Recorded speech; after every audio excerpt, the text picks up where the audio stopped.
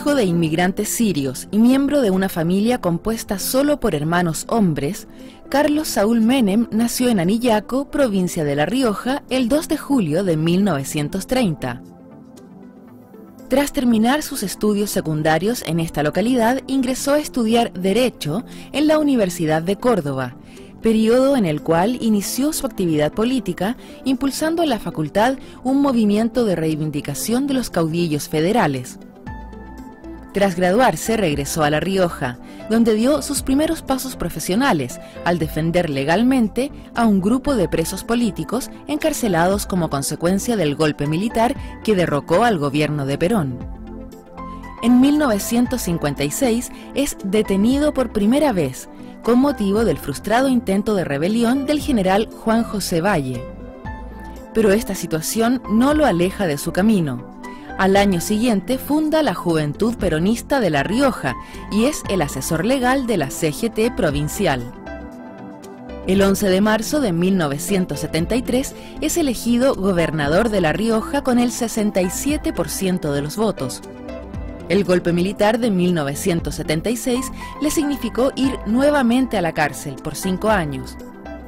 Tras desempeñarse como gobernador de La Rioja y de Buenos Aires, fue elegido en 1989 presidente de la Nación Argentina por 2 periodos consecutivos.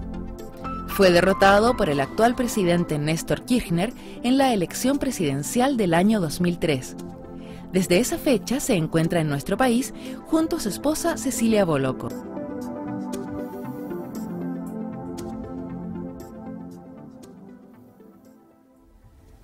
Es un honor para nosotros tenerlos en este programa Cita con la Historia. Agradezco su participación en este nuevo ciclo que está centrado más que nada en la transición chilena. Y por eso, para entrar un poco en tema, quisiera preguntarle que si antes de asumir la presidencia, ¿cuál era su relación con Chile? ¿Cuándo vino por primera vez a este país? Que tiene que haber sido, me imagino, mucho antes del año 89. Sí, efectivamente. Bueno, el honor es mío de concurrir a este programa. Dicho sea de paso, lo veo siempre. Bueno, yo la primera vez que vine a Chile fue en 1972. En aquel entonces gobernaba el doctor Allende, el presidente de la Nación, y justo estaba de visita Fidel Castro aquí en Chile. Diciembre del 72. Sí, diciembre del 72. Después regresé en 1974. ¿Notó el cambio? Sí, se notó, pero nosotros tuvimos una serie de incidentes porque en aquel entonces yo crucé la cordillera Lomo de Mora desde La Rioja a Copiapó. Pusimos 3 días y medio para llegar a Copiapó, 3 días y medio para volver. Una aventura muy linda, muy interesante, porque queríamos construir un nuevo paso desde La Rioja a Chile para llegar a Puerto Caldera, al océano por excelencia, que es el océano comercial por excelencia, que es el Océano Pacífico. Fuimos muy bien recibidos por carabineros, por el intendente de aquella época. Nos quedamos 3 días, 4 días, pero lo gracioso, lo anecdótico del caso es que una noche, mientras descansábamos en el hotel del Automóvil Club, creo, o del Touring Club, no recuerdo bien, hubo un terremoto. Entonces todos bajaron corriendo porque fue muy fuerte. Yo me quedé porque estaba en el 6º piso, no tipo ni de dar un paso. La cuestión es que el toque de queda en aquella época era desde las 7 de la tarde, 8 de la tarde, así que cuando bajé a ver a mis compañeros, todos estaban en paños menores, rodeados por los carabineros. Así que al día siguiente, o desde ese mismo momento, tuve que empezar a hacer gestiones para que los pusieran en libertad. La verdad que hubo un grupo de monjitas que también se interesaron por el tema, después nos invitaron a tomar el té. La pasamos muy bien, salvo ese incidente, por supuesto. Pero, ¿cuál fue el resultado de este viaje? Que empezamos a construir el camino y en 1990, no, en el año 2002, perdón, en el año 2002 lo inauguramos junto con el gobernador de La Rioja y su señora, y Cecilia y yo en un coche de doble tracción. Pasamos, llegamos de nuevo a Copiapó, un gran recibimiento. Vale decir que cuando uno en la vida se propone algún tipo de objetivo, lo consigue. Y es una especie de plenitud espiritual cuando se dan este tipo de situaciones. Usted tuvo, antes de asumir la presidencia, como primero presidente de la Juventud Justicialista y después, digamos, como gobernador de La Rioja, etcétera, contactos con partidos políticos chilenos como partido. Sí, cuando era gobernador de La Rioja, yo asumí el 1 de mayo de 1973. El golpe aquí en Chile fue el 11 de septiembre de 1973. Así que ya contactos con partidos políticos aquí en Chile no tuve. No habían desaparecido, pero estaban, supongo yo, moviéndose en la clandestinidad. Recibía muchos amigos chilenos, pero no tuve así una relación política más o menos significativa. Y por otra parte, en 1976 vino el golpe de Estado en Argentina, el 24 de marzo, y a partir de esa fecha yo estuve 5 años y 6 meses detenido. Don Carlos, usted asumió la presidencia de Argentino de 1989 y como tal le tocó, por lo tanto, entrar en contacto al menos con 3 presidentes chilenos, con el general Pinochet, con don Patricio Aylwin y con don Eduardo Frei Ruiz-Tagle. Y vine a la Asunción. Y vino a la Asunción de don Ricardo Lagos. La pregunta es, desde una perspectiva ideológica, ¿con cuál de ellos se siente más identificado? Bueno, siempre uno pretende que los países vivan en democracia, pero yo recuerdo que don Patricio Aylwin me pidió que viniera antes de que se retirara el general Pinochet, porque el general quería saludar a algunos de los presidentes de Latinoamérica al menos. Me encomendó que hablara con algunos colegas míos en aquella época. Hablé con 3 o 4, ninguno quiso venir, vine yo y me recibió el general Pinochet. Recuerdo que un periodista, después de ese encuentro con el general Pinochet, me preguntó, pero ¿cómo usted, un hombre de la democracia, viene aquí a Chile y lo recibe un dictador? Textuales palabras. Le digo, mire, si soy un hombre de la democracia, hice bien en venir porque estaba saludando al 43% de los chilenos, o al 44% de los chilenos que habían votado entonces por la alternativa Pinochet. Así que no está de contrapunto con la democracia, al contrario. Fue un bonito gesto, y importante que don Patricio le haya pedido esa venida, porque por lo menos... Fue un muy buen gesto. Un muy buen gesto. ¿Y usted conocía al general Pinochet antes?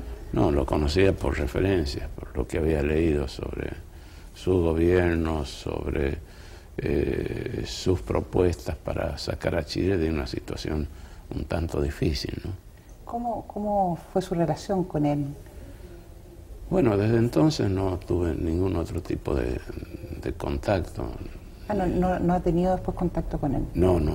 Pero fue llano el encuentro fue llano, fue muy agradable, fue breve. Simpática. Fue breve además. No fue un encuentro de muchos minutos, sino un saludo protocolar y bueno, después participar en el Congreso chileno de la despedida de Pinochet y de la entrega del mando al doctor Patricio Aylwin. ¿Con qué partidos políticos chilenos, pensando en el público general, hay cierta coincidencia en relación al Partido Justicialista? Bueno, habría que ver a qué sector del justicialismo, porque el justicialismo es un partido muy grande, es el más grande, yo diría, hasta de Latinoamérica. Y entonces hay muchas líneas. Hay justicialistas de centro-derecha, justicialistas de centro-izquierda. Yo soy un hombre de centro, fundamentalmente de centro, y considero a la política, yo tengo una definición para mí, como el capital, comercio y justicia social. Si entendemos la justicia social como educación, fundamentalmente educación, que es el mundo de los conocimientos, y salud. Esta es la definición para mí de política y está perfectamente en relación con lo que he dicho anteriormente, una política de centro. Por lo tanto, yo podría intuir que es la democracia cristiana. Bueno, hay muchos sectores de la democracia cristiana en Argentina que están en el marco del justicialismo. A su juicio, ¿existen diferencias sustantivas entre los gobiernos militares argentinos y el gobierno militar del general Pinochet, gobiernos que tuvieron su participación en la década del 70? Bueno, evidentemente se obró con, más allá de los derechos humanos, porque si entramos en ese tema ahí se nos hace interminable la nota. Yo creo que también en todos los gobiernos donde son gobiernos de fuerza, evidentemente hay víctimas, donde se violan los derechos humanos, y aún sin dictadura en el mundo de la democracia hay muchos países que violan también los derechos humanos. Pero Chile y Argentina fueron etapas muy especiales que nos tocaron vivir. Yo estuve proscripto 25 años en mi país. Bueno, pero fíjese, hay una anécdota. Estuvimos a punto de ir a la guerra con Chile. Yo estaba detenido en ese momento en el penal militar de Magdalena y tuvo que intervenir su santidad, Juan Pablo II. Y lo mandó al cardenal Zamoré para que hablara con ambos gobiernos.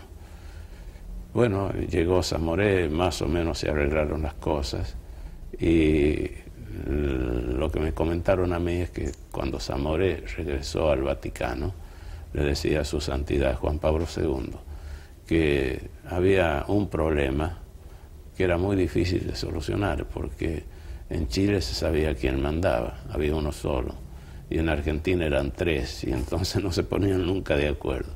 Pero felizmente se superó ese difícil trance y no se derramó sangre porque iba a correr a raudales en caso de un conflicto bélico. Y con posterioridad fuimos nosotros los que arreglamos el tema de límites con Chile. Alfonsín firmó el Tratado de Paz y Amistad con el gobierno del general Pinochet. Cuando se estaba programando el acto donde se iba a dar a conocer públicamente, en un acto público, este Tratado de Paz y Amistad, no había ninguna provincia que se aventurara a llevar a cabo este acto. Entonces yo le ofrecí al doctor Alfonsín hacerlo en mi provincia, y lo hicimos ahí en un acto público donde concurrió el canciller, donde hubo varios funcionarios del gobierno nacional y por supuesto nosotros de otro partido político peronista. Bueno, ahí llevamos a cabo el acto, y después, con posterioridad, cuando asumí la presidencia de la Nación, con el presidente Aylwin primero y después con el presidente Frei, terminamos este conflicto firmando el Tratado de Límites que ya todo el mundo conoce y que nos evitó ya de por vida que tengamos alguna posibilidad de un enfrentamiento bélico. Ojalá sea así. Y bueno, fui tratado persona no grata como persona no grata en la Patagonia, cuando hice el acto ese en La Rioja, y hasta el actual presidente me declaró como traidor a la patria por haber hecho el acto en La Rioja y él era gobernador de Santa Cruz y por tratado firmado con Chile. Pero bueno, son las cosas de la política y hay que asumirlas así, ¿no?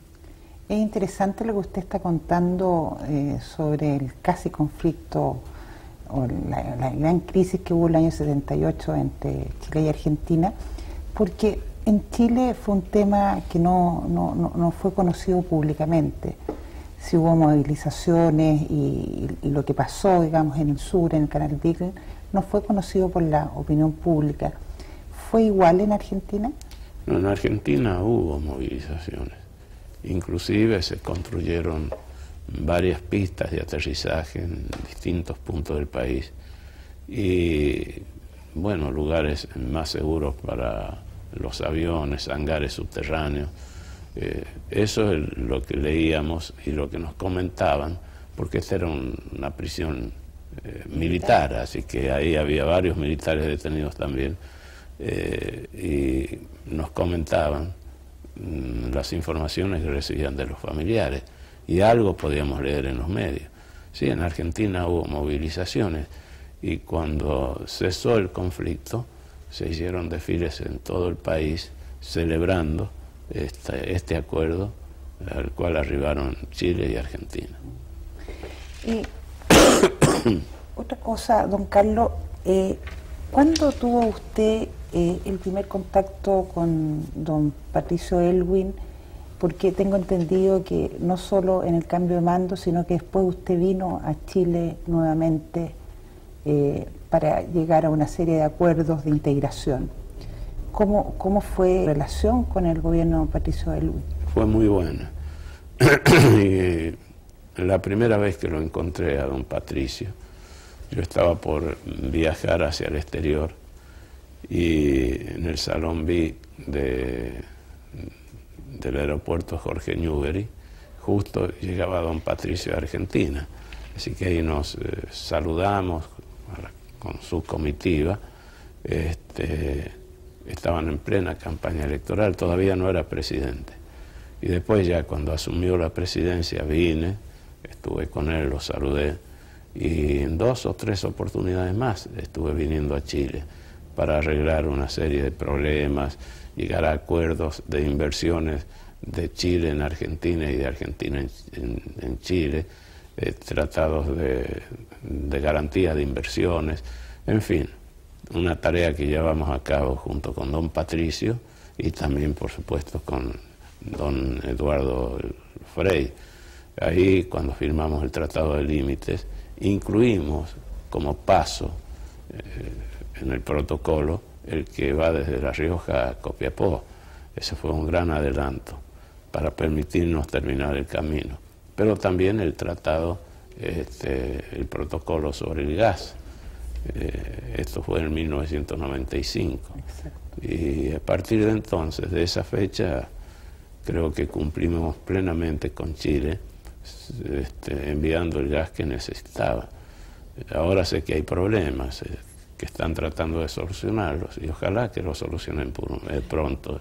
Chile y Argentina. No estaba en el espíritu de ese tratado que pasara lo que sucedió este año. No, porque son tratados internacionales y tienen la misma categoría, que una categoría superior que las leyes nacionales. Están un poquito más de menor grado en cuanto a su cumplimiento, digamos así, que la Constitución Nacional.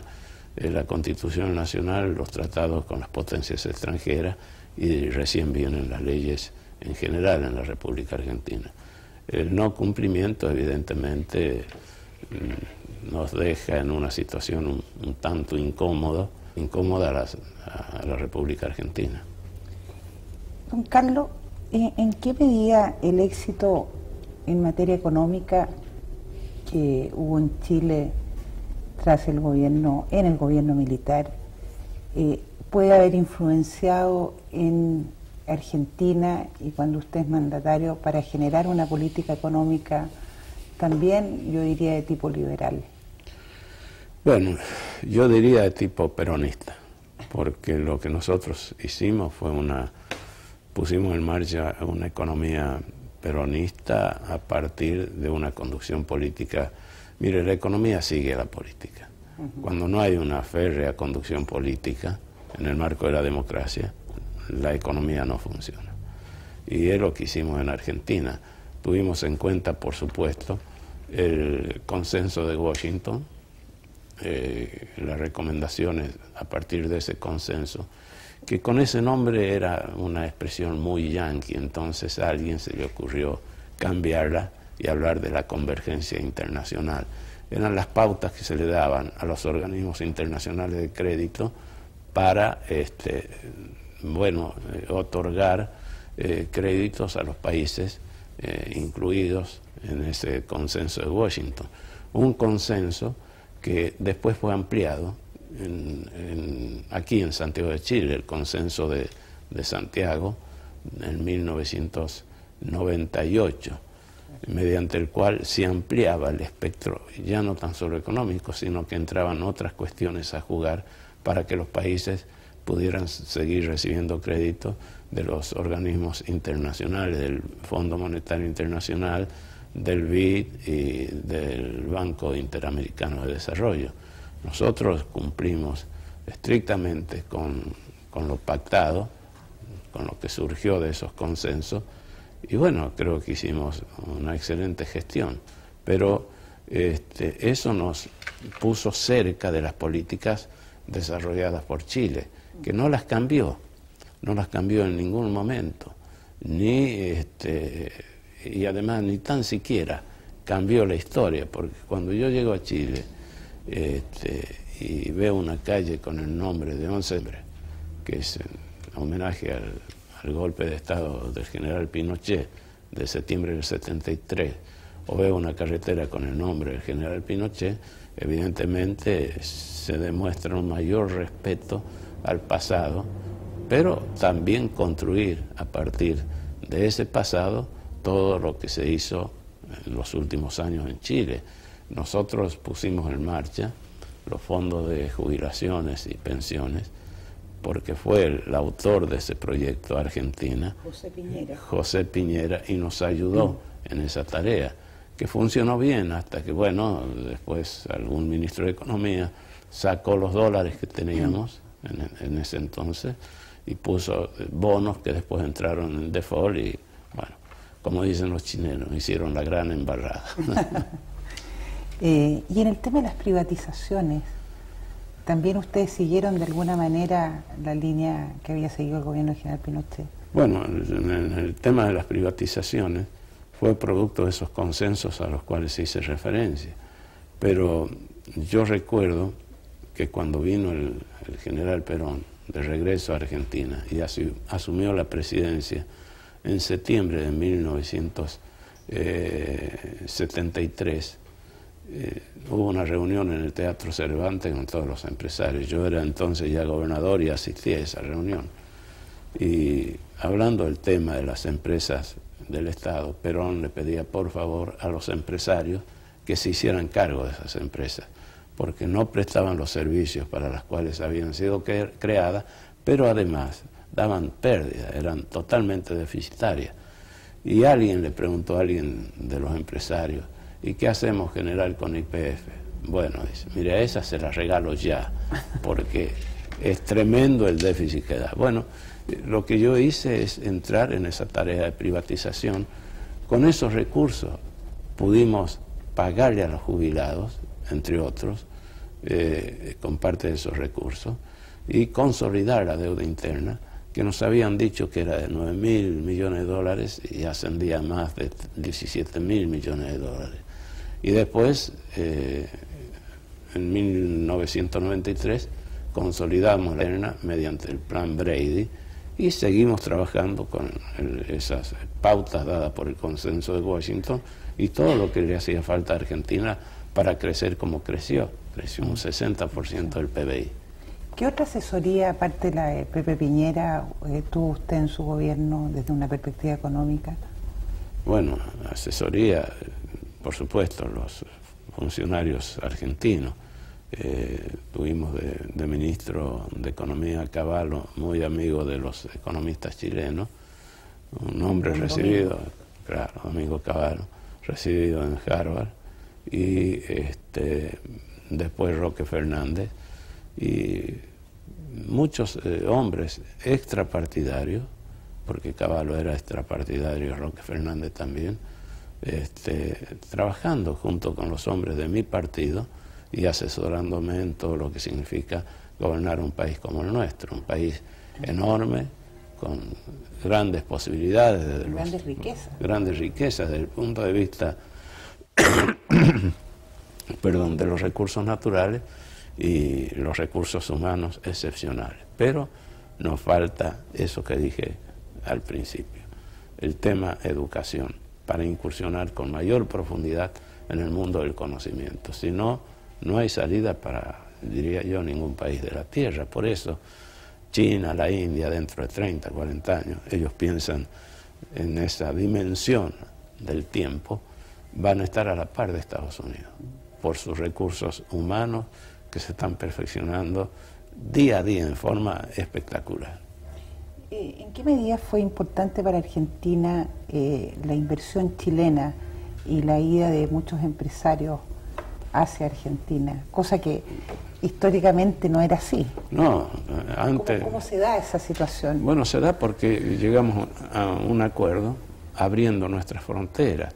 Antes, una inversión chilena para que en Argentina pudiera tener la posibilidad de llegar, bueno, los trámites, los requisitos eran interminables.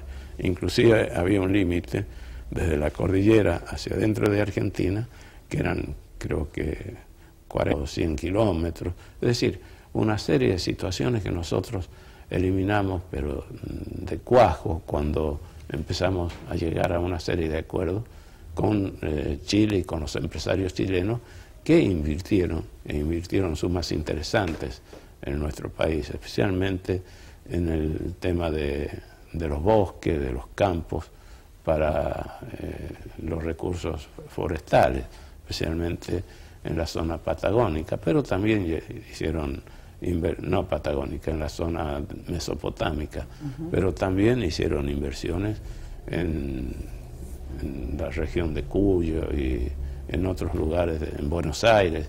Yo inauguré varios establecimientos puestos en marcha por chilenos con renovado éxito. En este momento no sé cómo estarán, pero cuando nosotros entregamos al gobierno estaban funcionando bien. ¿De quién fue la iniciativa de iniciar este proceso de acercamiento y de integración económica, comercial, cultural incluso, entre los dos países?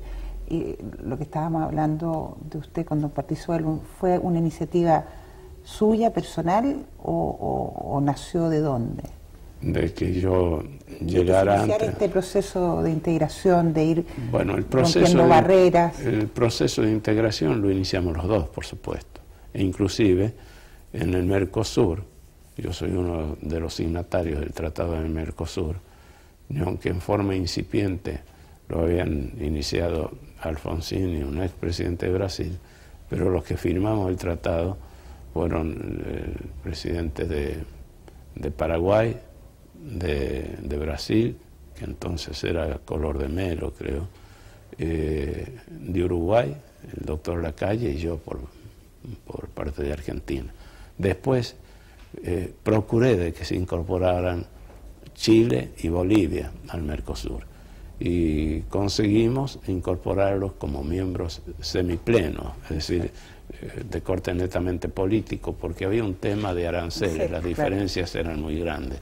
Ahora se está insistiendo en el tema, y yo creo que esto fue uno de los grandes sueños de Perón, junto con Getúlio Vargas e Ibáñez del Campo, procuraban hacer un eje que parta desde el Atlántico hacia el Pacífico, de tal forma que Argentina y Brasil tuvieran la posibilidad de comercializar a través del Pacífico y Chile a través del Atlántico. Eso fue el germen de lo que después denominamos como Mercosur, y que ahora está ahí medio tambaleando. Ojalá que se recompongan las cosas, porque es fundamental de que nos integremos todos los americanos.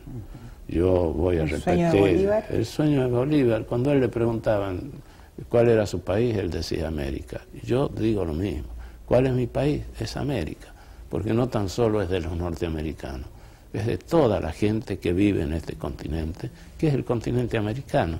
Si nosotros avanzamos rápidamente, Chile dio un paso muy importante, es un gobierno socialista y firma un acuerdo de libre comercio con Estados Unidos.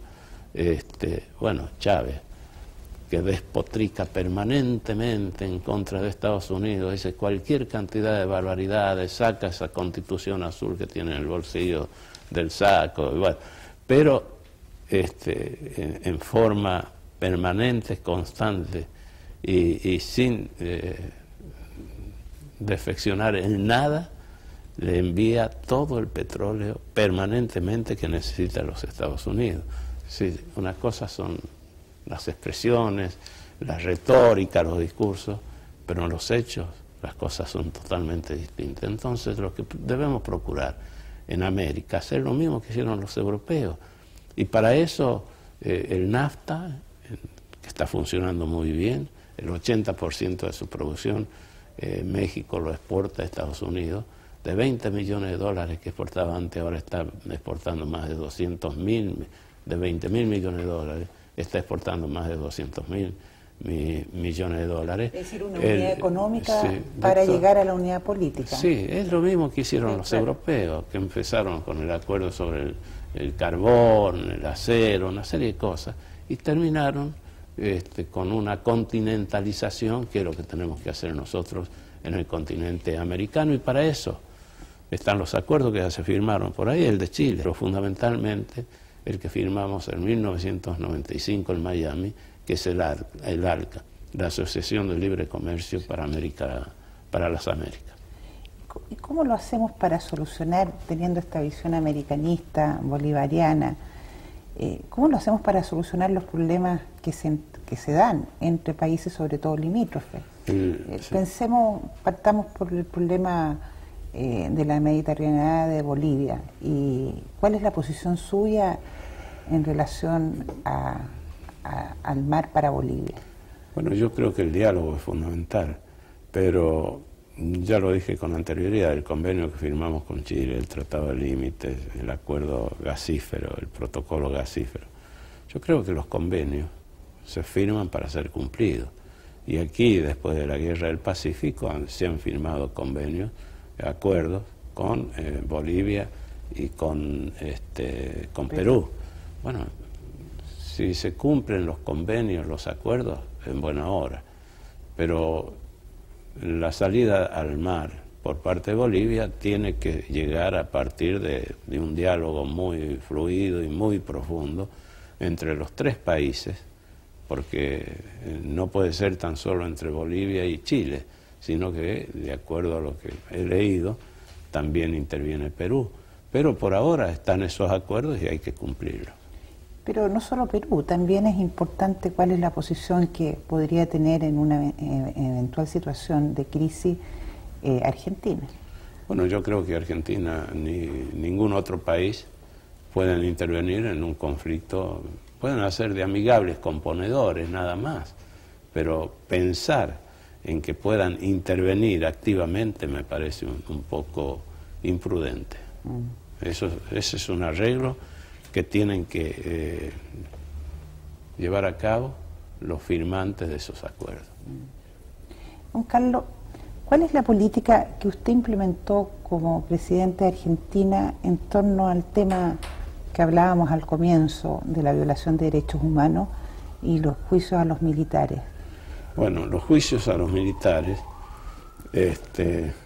se llevaron a cabo durante la gestión del doctor Alfonsín, que era una situación muy difícil porque muchos de los militares que estaban detenidos tenían sus hijos en las Fuerzas Armadas, en las tres Fuerzas Armadas, pero no tan solo eso. El doctor Alfonsín, los legisladores de aquella época, dictaron dos leyes, una de obediencia debida y otra de punto final. Salieron muchos militares en libertad, muchos, Pero por el mismo delito, por el mismo hecho, por la misma violación de las leyes, quedaron otros adentro, lo que constituía una injusticia. Pero además había muchos hombres de la subversión, del ERP, de los montoneros, también detenidos. Esas leyes de obediencia debida y punto final no beneficiaba a esta gente que había intervenido en los enfrentamientos armados que ya todos conocemos. Entonces yo apelé a la Constitución y dicté un indulto para los militares que habían quedado detenidos, pero también para los que habían luchado desde la subversión con los resultados que ya conocemos. Es decir, usted buscaba la pacificación. La pacificación. Y dicho sea de paso, entre los indultados estaban los de la Junta Militar, Agosti, Videla, Macera, que son los que no me permitieron a mí ir desde la cárcel donde estaba detenido a mi provincia a despedir los restos mortales de mi madre.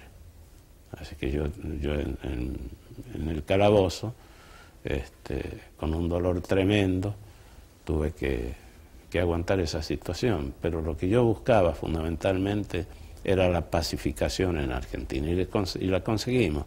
Si antes no podía salir un militar a la calle, era sumamente peligroso. Después de esto empezó de nuevo una vida normal en la Argentina, con una seguridad increíble, a punto tal que en 1999 concurrimos con el doctor de la Rúa, que era intendente de la capital, y el secretario de Turismo, Francisco Mayorga, a Sydney, porque Buenos Aires, fíjese lo que son las cosas, junto con otras 4 capitales del mundo, entre ellas Atenas, fueron designadas como posibles sedes por la seguridad para las Olimpiadas, que después terminaron llevándose a cabo en Atenas. Y bueno, ahí jugaron un montón de factores, entre ellos, por ejemplo, invalorable, era el hecho de que la reina Sofía es griega.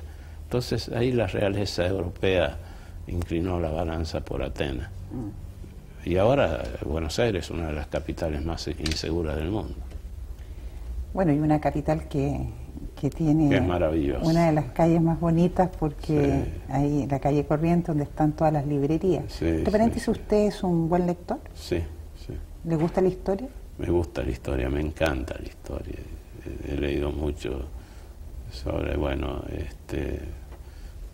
Napoleón, sobre De Gaulle, he leído mucho sobre los grandes personajes de la humanidad, especialmente sobre los egipcios.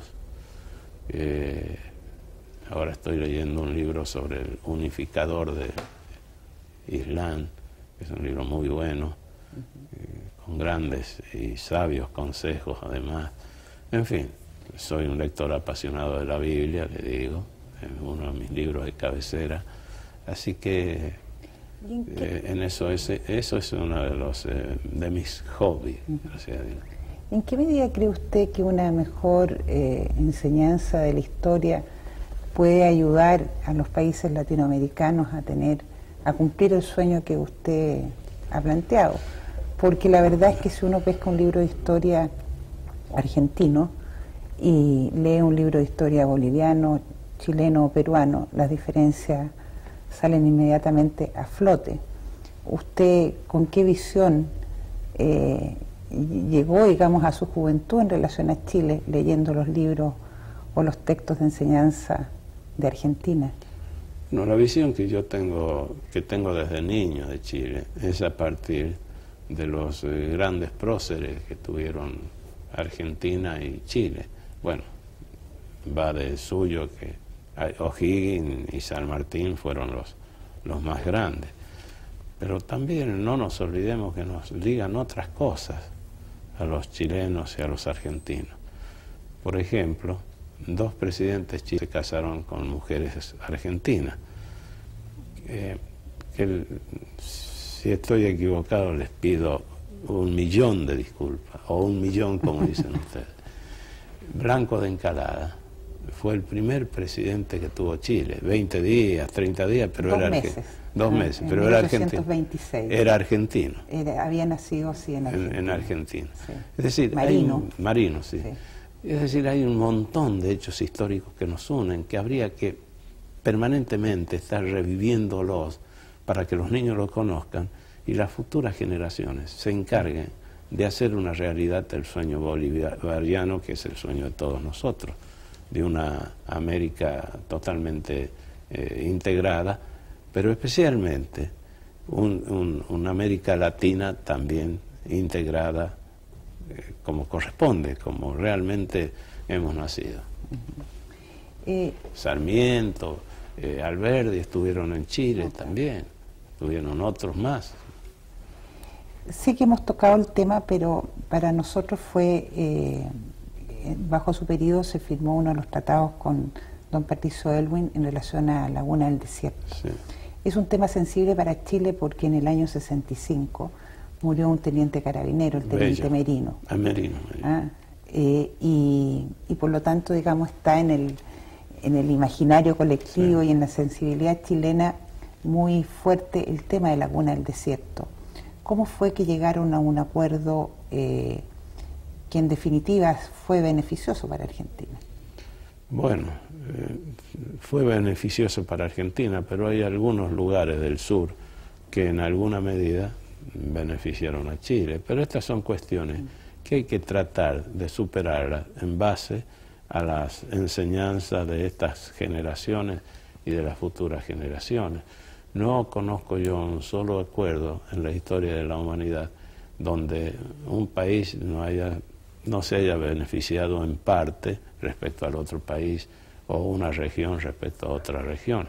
Pero yo creo que eso hay que superarlo lo más rápido posible para no dar lugar a otras situaciones tan duras como las que nos tocaron vivir y que nos tuvieron al borde de un conflicto bélico.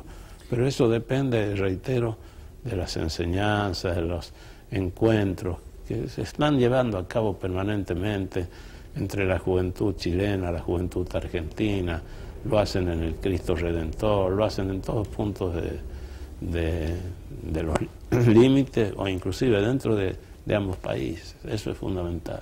¿Qué se puede hacer con personas o grupos de personas que en Argentina son denominados los halcones, es decir, los hombres duros, aquellos que justamente tienen una visión muy diferente a la que usted ha planteado en esta conversación? Bueno, hay que reeducarlos. Fíjese, en Estados Unidos también, el país más grande de la Tierra, potencialmente, también hay halcones. También grandes actores de cine, John Wayne y todo lo demás, eran halcones, eran tipos que pedían permanentemente la posibilidad de guerras cuando se planteaba algún conflicto. Y ahora Estados Unidos está en una guerra impresionante con Irak y ese sentimiento anti-yanqui que antes estaba o se notaba superficialmente, ahora ha crecido en forma impresionante. Pero bueno, los pueblos son los artífices de sus destinos. Si vamos a las encuestas que se están dando en Estados Unidos actualmente, hay unos 10 puntos de diferencia entre Bush y Kerry. Pero si vamos a una encuesta a nivel internacional, los anti-yanquis ganan por muerte, o como decimos allá en Argentina, como dicen los porteños, por afano. Pero usted se llevó muy bien con el gobierno norteamericano. Ustedes tuvieron un estatus especial, sí, en un momento determinado, que también causó ciertos roces, digamos, con Chile, porque sí, ¿por qué ustedes tenían ese estatus especial? Sí, pero es que nosotros, ¿y qué implicaba eso? No, simplemente nosotros, cuando se trató de la guerra del Golfo, la guerra del desierto, enviamos un par de naves misilísticas a controlar la entrada y salida de navíos del Golfo. Me lo había pedido personalmente el presidente Bush. Y después, durante la gestión del presidente Clinton, también seguimos hablando del tema hasta que nos declararon aliados especiales, ex-OTAN de los Estados Unidos, nos dieron la posibilidad de entrar libremente a los Estados Unidos sin la necesidad de la visa. Bueno, todo esto lo hemos perdido, pero hubo un cierto roce. Yo recuerdo que hablaba con el presidente Frei, porque fue durante su gestión, y decía: presidente, no tiene por qué afligirse, ya no hay posibilidad de guerra entre Argentina y Chile. Esto es porque iban a comprar unos aviones, unos F-16. Yo no sé si los compraron o no, pero ¿con quién iban a pelear? Con nosotros no, menos con otros países. Pero después se superó ese trance, gracias a Dios, y ahora esto de entrar sin visa a Estados Unidos es imposible. Ahora nos piden hasta el ADN, y en otras partes del mundo donde estábamos muy bien ubicados también perdimos esa ventaja. Hablando del presidente Frei, usted tiene una relación, o tuvo o tiene, se lo pregunto, muy especial. Hay una amistad. Sí. ¿Cuál es la base de esa relación que va más allá de un expresidente con el otro expresidente? Bueno, la base fue a partir de un tratamiento constante con el presidente Frei, de encontrarnos no tan solo a nivel de las reuniones del Mercosur, porque asistían Chile y Bolivia con sus presidentes, sino también en los congresos de los presidentes de toda América, al cual asistía también el rey de España y la reina de España, y después las veces que el presidente Frei iba a Argentina, y la cantidad bastante significativa de veces que yo vine a Chile. Los encuentros siempre fueron muy buenos, fueron excelentes, e inclusive después de que abandonamos nuestra condición de presidentes en la actividad, seguimos un diálogo muy fluido. Bueno, es un gran hombre, fue un gran presidente, esto nadie lo puede negar, por lo menos desde mi punto de vista. No quiero meterme en la política interna de Chile, pero fue un gran presidente, y bueno, mi admiración por él y por su familia siempre fue constante. ¿Tiene usted alguna relación con el presidente Lagos en este momento? Mire, con el presidente Lagos la relación fue cuando él era ministro y yo era presidente de Argentina. Por ahí tuvimos algún tipo pero no una relación como la que tengo con el doctor o el ingeniero Frei o el doctor Alwin. Pero él tuvo un gesto muy lindo cuando nació Máximo. Llamó por teléfono, envió flores. Bueno, son esas cosas tan gratas que tienen los chilenos, esa hombría de bien que tienen los chilenos y las chilenas, por supuesto. Le agradezco mucho, don Carlos, haber compartido con nosotros, y quizás la última pregunta que quisiera hacerle es: ¿cómo vislumbra usted su futuro político? Bueno, yo siempre me he considerado, y esto no es una actitud de soberbia ni mucho menos, me he considerado un político de raza, y he dicho hasta el cansancio, hasta con mi último suspiro de vida, voy a seguir en el mundo de la política. Así que, ¿cuál es la aspiración de un político después de haber sido presidente de su país? Una vez al presidente Roca le preguntaron, después que dejó su presidencia: y bueno, presidente, ¿y ahora qué es lo que quiere ser? Presidente de nuevo. Bueno, yo le contesto con la misma palabra de Roca. Muchas gracias, don Carlos. Al contrario.